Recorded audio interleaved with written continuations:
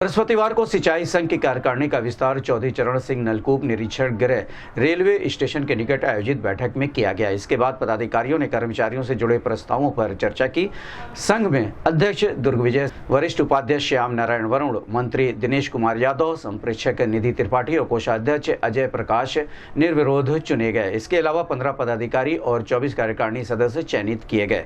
सभी का माल्यार्पण कर स्वागत किया गया। बैठक में कर्मचारियों के 5 प्रमुख मुद्दों पर चर्चा हुई। अध्यक्ष दुर्गविजय ने बताया कि 23 मार्च को जिलाधिकारी और 2 अप्रैल को मुख्य अभियंता अयोध्या को ज्ञापन सौंपा जाएगा।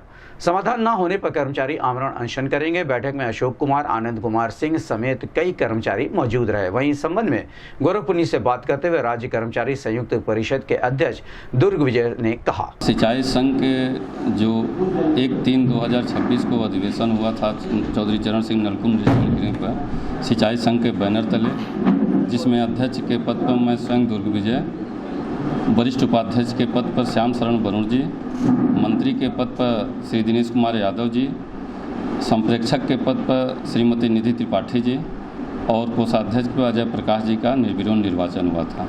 उसके क्रम में एक भारतीय संवैधानिक व्यवस्था में और सिंचाई संघ के संवैधानिक व्यवस्था में कार्यकारिणी का विस्तार किया जाता है। किसी भी फैसले को और निर्णय लेने के लिए एक कैबिनेट की आवश्यकता होती है।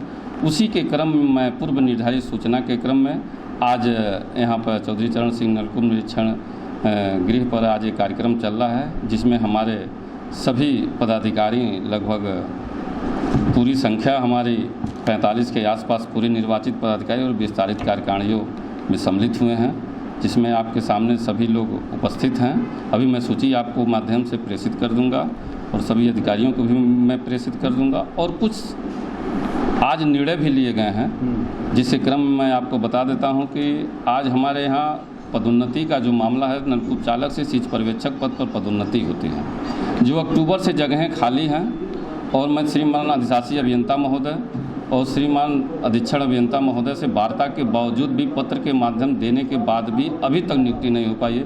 जबकि शासन की मंशा है कि हमेशा किसी भी विभाग में अगर रिक्त पद हैं तो उस पर रिक्त पद से पदोन्नति जो है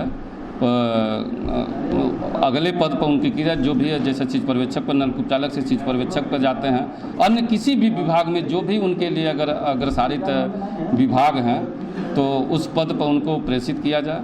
लेकिन यहाँ पर कोई भी अभी तक उसके संदर्भ में कोई क्रियाकलाप नहीं किया जा रहा। अक्टूबर से लगातार मैं पैरवी कर रहा हूँ उस पर, लेकिन अभी तक उस पर न तो वरिष्ठता सूची का प्रकाशन किया गया, न तो अन्य संबंधित उस पर कोई कार्य किया जा रहा है। कोई न कोई व्यस्तता दिखा करके इस कार्य को आगे बढ़ाया जा रहा है। क्योंकि ये खेत का विषय है, मैं आपके माध्यम से कहना चाहता हूँ कि जो भी आवेदन, जो भी चीज़ें हमारे द्वारा संबंधित अधिकारी को दी जाती है, हमारे स्थानीय स्तर की समस्याएं हैं। आज वर्तमान परिस्थिति है कि हमारे एक नलकूप चालक के पास 4-5 नलकूप चालक हैं, नलकूपों का प्रभार है। एक भी कोई भत्ता और टीए नहीं दिया जाता है, लेकिन फिर भी हमारे सभी कर्मचारी इस विपरीत परिस्थितियों में कार्य कर रहे हैं। तो मैं आपके माध्यम से कहना चाहता हूं कि चूंकि ये शासन स्तर का मामला है, लेकिन जो स्थानीय अधिकारी स्तर तक मामला है, हमारे जिलाधिकारी महोदय से भी मैं आग्रह करूंगा, मैं ज्ञापन दे करके भी आग्रह करूंगा, चूँकि इसमें मैं नोटिस दिया हूं कि मैं जिलाधिकारी महोदय को ज्ञापन संभवतः इसमें 23 तारीख को, अगर मेरी समस्या का समाधान नहीं होता तो मैं 23 तारीख को जिलाधिकारी महोदय को ज्ञापन दूंगा और उसके बाद 2 अप्रैल को मैं अपने मुख्य अभियंता नलकूप पूर्व के हैं, जो मैं चीफ साहब को भी इस ज्ञापन आपके माध्यम से मैं बता देना चाहता हूं कि मैं ज्ञापन उनको देने का कार्य करेंगे।